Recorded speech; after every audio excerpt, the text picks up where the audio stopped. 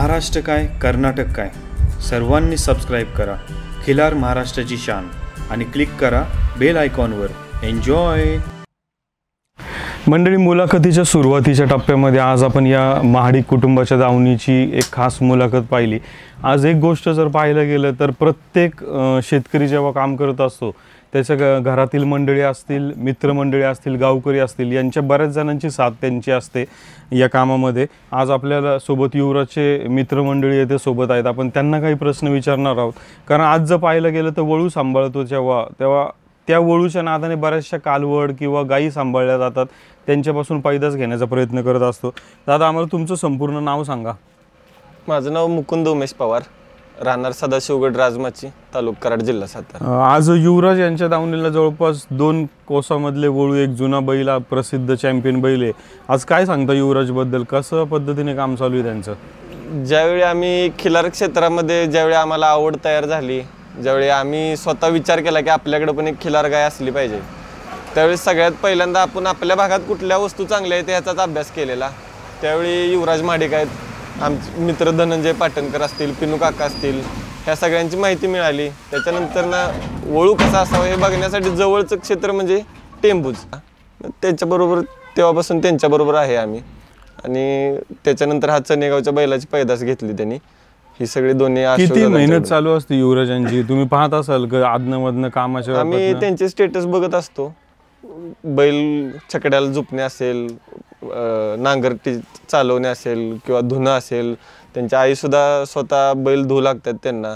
सकाळी उठल्यापासून आल्या जे कोण लांबून जे कोण गाई वगैरे घेऊन येणार आहेत त्यांची इथं आल्यानंतरची सोय असेल, त्यांना नाश्ता पाणी असेल। आम्ही इथं कधीतरी 2-4 तास बसण्यासाठी येतो, ते जेणेकरून विचारांची देवाणघेवाण होते। त्यावेळी आल्यावरती चहा पाणी असेल, नाश्ता असेल, ह्याच्यातनं सगळं त्यांचं जे काय आहे ते कष्ट आम्ही बघत असतो। बैल साधा वैरण खात नसला तर तिथपासून त्यांची आज बाबांना वैरण खाल्ली नाही, एवढ्या बारीक गोष्टीपासून त्यांचं लक्ष असतं वळूंच्याकडे। आता ज्या पद्धतीने वळू सांभाळले जातात किंवा काय गावामध्ये गाई, तुमच्याकडे काही गाई आहे का किंवा काय आहे तुमच्याकडे सध्या? आम्ही सगळे ग्रुप मेंबर्सच आहे, आमच्याकडं प्रत्येकाकडे एक गाय चांगल्या खाणीतली आहे। माझ्याकडे तिकोंडी खाणीतली गाय आहे, ह्यांच्याकडं सिद्धेश शिंदे यांचं नाव आहे, ह्यांच्याकडं सिद्धापूर खाणीतली गाय आहे, आणि यांच्याकडे मानदेशीतली चांगली पैदास देणारी गाय आहे, त्यांच्याकडे पण मानदेशीतली चांगली गाय आहे। म्हणजे आज मोठ्या प्रमाणात गायी। पण एक मला विचारायचं आहे की हा जो नाद आहे, म्हणजे आज आपण तसं पाहायला गेलं, तुम्ही मागाशी उल्लेख केला की आम्ही येतो कधी 3-4 तास इथे बसतो, विचारांची देवाणघेवाण होते। आज म्हणजे असं म्हणजे घरातले असतील किंवा इतर तुमची घरातली मोठी मंडळी, मित्रमंडळी असतील, त्यांना हे चांगलं वाटतं का की मुलं आज पाहायला गेलं तर तुमच्या वयाची किंवा मी तुमच्याच वयाचं आहे की एखाद्या दुसऱ्या नादाला लागून तिथं जाऊन टाइमपास करण्यापेक्षा किंवा अजून काय, तर ह्या आपल्या देशी गोवंशाचा नाद हा कधी चांगला? देशी गोवंशाचा नाद हा चांगलाच आहे। आज तुम्ही बघा, मोबाईलचं युग आहे। मी पाठीमागं पण एका मुलाखतीत बोललेलो की आपण काय करतो, घरी गेलो की 2-3 तास, म्हणजे समजा आपण 6ला घरी जातोय, 2-3 तास मोबाईलमध्ये आपण व्यस्त घालवतो, रील्स बघा, इकडे बघा, तिकडे बघा। तेच आता आमचं काय झालंय, आम्ही घरी गेलो की गाईच्या सान्निध्यात, आता आमच्या गाईला खोंड झालाय त्याच्या सान्निध्यात, हे प्रत्येकजण आपापल्या यांच्यात 2-3 तास असतात। संध्याकाळी सगळे एकमेकाला फोन करून परत संध्याकाळी अर्धा तास एकत्र बसतो, सगळी चर्चा ही खिलारचीच होती ना, याच्यात काही वायफळ चर्चा होती। त्याच्यामुळे चांगले विचार सगळ्यांच्या मनात राहतात। घरातल्यांना आवड खिलारची पण पहिल्यापासून प्रत्येकाच्या गाई खिलार गाई होत्याच, पण त्या परत त्यांनी दिल्यानंतर ना आमच्यामुळे त्या परत आमच्या घरी आल्यात। आता ते सुद्धा खुश आहेत की बाबा नाही, मुलं काय वाईट मार्गाला गेली नाहीत, त्यांनी चांगला मार्ग पत्करलाय।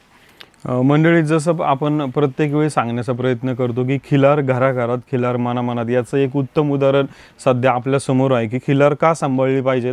आज बऱ्याचदा कधी कधी अडचण निर्माण होती की आपली तयारी असती पण कदाचित घरातले नाही म्हणत असतात, घरातले नाही काय कुठल्या म्हणजे कुठल्या चुकीच्या दृष्टीने नाही, पण काही असतात अडचणी की ज्याच्यामुळे पण आज यांनी दिलेलं उत्तर हे नक्कीच आपल्या सगळ्यांसाठी फायदेशीर आहे। सिद्धेश, नमस्कार। आम्हाला एक गोष्ट विचारायची, आम्ही मागाशी युवराज सांगत होता की तुमची जी कालवड तुम्ही सांभाळली की ती दावणीला सोडली तर घरामध्ये जाऊन मगच त्याच्या म्हणजे जिथं तर काय कसं काय आहे ते? लहानपणापासून तिला सवय लागलेली, जर अशी बाहेर फिरायला वगैरे घेऊन गेलं की परत घरी आली की आधी घरात जाते आणि त्यानंतर तिला खायला दिले की मगच दावणीवर जाते, तोपर्यंत नाही जाणार दावणीला।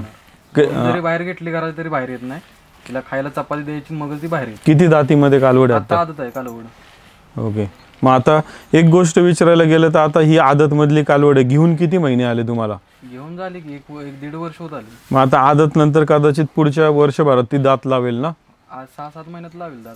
मग आता दात लावणार, मग दात लावले आपण भरणार किंवा काय, तर मग त्याच्यासाठी कुठला वळू निवडायचं किंवा काय याचे, जसं आता तुमचे मित्र म्हणले की आम्ही 3-4 तास बसतो चर्चा करतो, मग तसं तुम्ही ही पण चर्चा करता का की बाबा आता आमच्या कालवडीला कुठला दाखवलं पाहिजे किंवा काय केलं पाहिजे, तर हे कसं करता मग? आता कसं होतंय, प्रत्येक गायीच्या म्हणजे गायीचा पारा म्हणा किंवा गाय कोणत्या जातीची आहे त्यावरून गायला कसा बैल निवडायचा या सगळ्यांच्यात बसून चर्चा केली जाते. त्यानंतर मग आम्ही बैल चॉईस करतो, भरवायचं नियोजन लावतो. ओके, धन्यवाद सिद्धेश. मालक तुमचं नाव सांगा आम्हाला. माझं नाव शिवम चव्हाण. तुमच्याकडे सध्या काय आहे दावणीला? आता 3 गाय आहेत. ओके, किती दातीमध्ये आहेत त्या? एक 6 दाते आहे आणि एक 2 आदत आहे. ओके. मग आता एवढ्या गायी सांभाळता, मग त्याचं वैरण खुराक तुमची स्वतःची शेतातली आहे का विकतची आहे? स्वतः शेतात. आता इकडं तुमच्या ह्या गावाकडच्या किंवा कराड तुमच्या ह्या टेंबू परिसरामध्ये जर पाहिलं तर इकडे ज्यांच्याकडे गाई त्यांची सगळ्यांची वैरण स्वतःच्या शेतातलीच असते, विकतचं नसते कोणाकडं, म्हणजे शेती प्रत्येकाकडे आहे. म्हणजे मंडळी एक गोष्ट जर पाहायला गेलं तर प्रत्येकाने गाय का सांभाळली पाहिजे, कारण जुन्या काळापासून आपण बघत आलेलो आहे, शेतकरी म्हणलं की दावणीला कोंबड्या, शेळ्या, म्हैस असेल, त्याचबरोबर आपला देशी गोवंश असेल, हे तर सांभाळलंच जातं. आणि सर्वात महत्त्वाचं म्हणजे आपल्या शेतीमध्ये जी वैरण तयार होत असते त्याचं योग्य नियोजन पुढील काळामध्ये. त्याचबरोबर शेतीसाठी आता एवढ्या 3 गायी आहे, मग शेतीला तुम्ही शेण किंवा गोमूत्र ह्याचा काही फायदा होतो? शेण गोमूत्राचं स्लरी तयार करतो. ओके.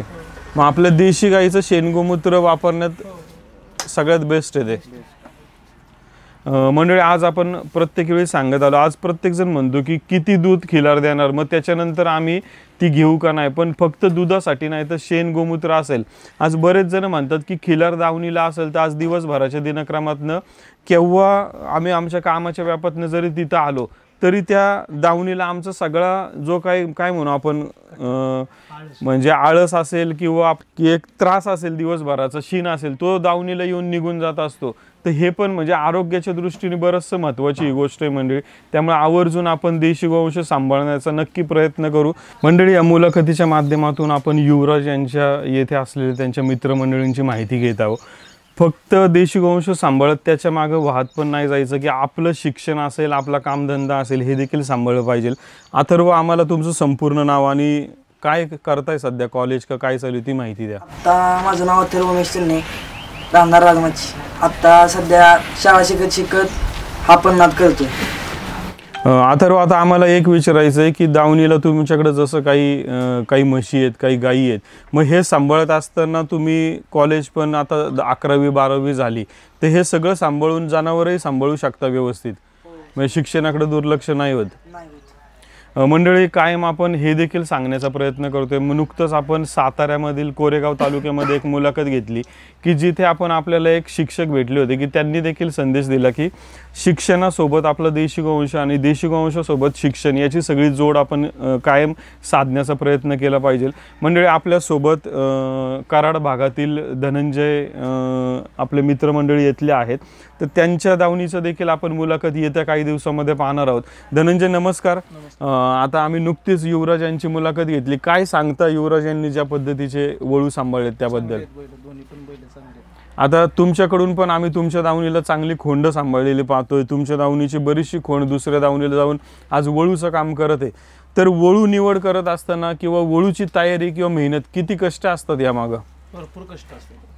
म्हणजे एखादा वळू निवड करत असताना कशी, आता तुमच्या दावणीला जी खोंड आहे तुम्ही निवडताना कशी करता ती? शक्यतो आपले घरचेच आहेत सगळे, घरच्या गाईचीच पायदच घेता? काय घ्यायचं काहीच करत नाही शक्यतो. मग आपल्या गाईला आता वळू तर 50-100च्या वर वळू आहेत, मग एखादा अचूक वळू आपल्या गाईला निवडायचा, हे कसं आपण म्हणजे हाच वळू का निवडायचा? दोन्हीचं कॉम्बिनेशन जमलं पाहिजे, गाईचं आणि बैलाच, तर होणारी पिढी पुढची पायदा होणारी चांगली होईल. ओके. आणि दुसरी गोष्ट काय, लाईन, ब्लड लाईन म्हणतो आपण, ब्लड लाईन महत्वाची बघितली पाहिजे, कोणती कशी आहे काय आहे. आता नुकतंच आम्ही इथं येत असताना आम्हाला एक फोन आला होता एका शेतकऱ्याचा. ते म्हणले की आमच्यासमोर आता 2 वळू आहेत आणि आमची कालवड आता पहिल्या वेताला आहे, एक वळू आमच्यापासून जवळ आहे आणि एक वळू आमच्यापासून लांब आहे. लांबच्या वळूला आपल्याला गाडी भाडं देणं, आम्ही त्यांना सल्ला दिला दोन्ही वळू चांगले आहेत, तुमची तयारी कोणती, तुमच्याकडे 2 गाय असेल तर दोन्ही वळूंकडे जाऊ द्या. याच्यावर कसं तुम्ही मार्गदर्शन कराल की कुठल्या वळूकडे, आता दोन्ही वळू चांगले आहेत?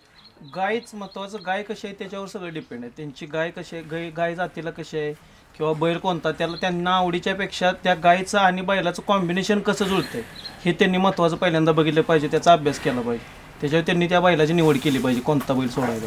म्हणजे ते दोन्ही बैल नुसती देखणी असून कामाची नाही.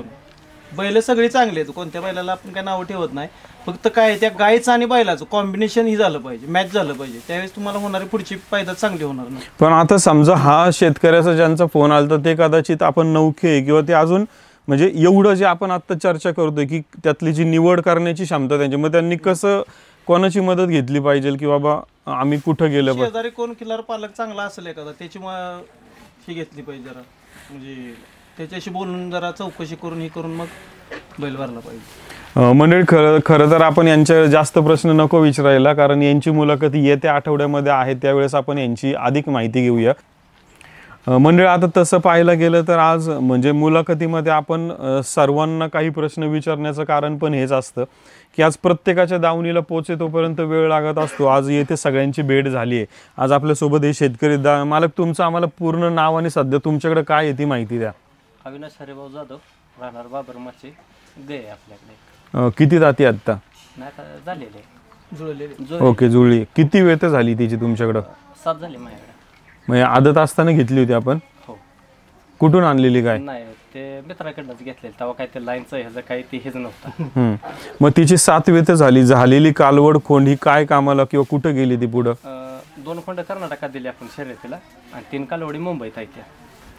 मग ते जी कर्नाटकात दिली, मग गायीची होणारी पैदास बुजार होत होती का कशी? नाही बोजारच सगळे.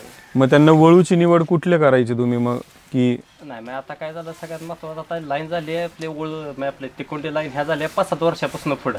त्याच्या आधी देखणा बैल असेल, भले पळायचा असू दे, शेतीचा असू दे, तोच भरत होतो आपण आजपर्यंत. आता इथनं पुढं आपलं लाईन म्हणजे गावाच्या जवळपास तोच बैल भरला जायचा. त्याच्या आधी मग काय ते लाईनचा ह्याचा काय आपल्याला म्हणजे अभ्यासच नव्हता कुठला काय. मंडळी आता खरं तर ह्यांनी पण एक चांगला मुद्दा सांगितला की आत्ता अलीकडच्या काळात म्हणजे चॅनल असेल, सोशल मीडिया असेल, प्रत्येकाच्या हे माध्यमातून प्रत्येकापर्यंत माहिती पोचली आणि ती माहिती पोचली तेव्हा प्रत्येकाला कळायला लागलं की आज टेंबूमध्ये हे 2 वळू आहेत किंवा त्याच्याच बरोबर इतर कोणाकडे कोणते वळू आहेत, तेव्हा तिथं गेलं पाहिजे. पण सुरुवातीच्या काळामध्ये त्यांच्या गावातील कदाचित आवताचे वळू पण भरले असेल, आपण आवताला काम करणारे, तर अशा पद्धतीने देखील काम केलं जायचं. पण टेक्नॉलॉजी जशी वाढत चालली तेव्हा त्याचा वापर, सोशल मीडियाचा वापर हे शेतकरी करताना दिसत आहे. मालक आता पुढील काळामध्ये जसं म्हणले की ह्या माहितीच्या आधारावरती आपण चांगले वळू नक्कीच भरण्याचा प्रयत्न करू. म्हणजे अशाच प्रकारची माहिती आपण अधिक पाहत राहणार आहोत. खिलार महाराष्ट्राची शान चॅनल लाईक, शेअर, सबस्क्राईब करा आणि सर्वात महत्त्वाचं म्हणजे वरती मायक्रोचिपची नाव नोंदणीचा अर्ज आहे, त्याच्यामध्ये नोंदणी करून ठेवा. ती मायक्रोचिप आपण लवकरच तुमच्या गोवंशाला बसवण्याची व्यवस्था करू. खूप खूप धन्यवाद. खिल्लार महाराष्ट्राची शान, खिल्लार महाराष्ट्राची शान.